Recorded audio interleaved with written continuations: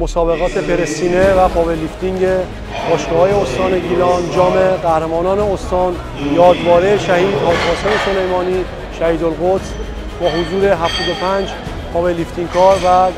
200 پرسور در مجموع 275 ورزشکار در سالن ملوان جوان شهرستان رشت برگزار شد و این مسابقات انتخابی مسابقات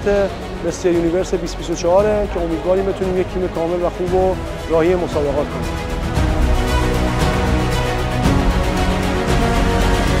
خدا رو شکر امروز در خدمت 11 قهرمان آسیامون بودیم، قهرمان آرنولد کلاسیکمون بودیم و خواستیم یاد و خاطره قهرمانان آسیا و همچنین عزیزانی که برای این کشور و برای این استان زحمت کشیدن رو زنده کنیم. یک نکته مثبتی که در این مسابقات دیدم حضور قهرمانان اسبق و جدید هیئت بدنسازی استان گیلان در این مسابقات بود.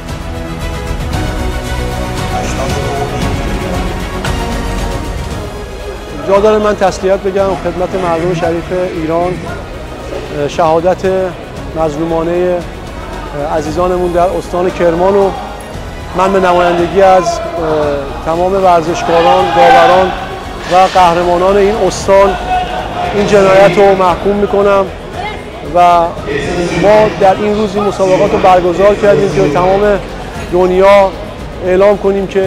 این مسابقات در امنیت کامل در ایران عزیزمون برگزار خواهد شد.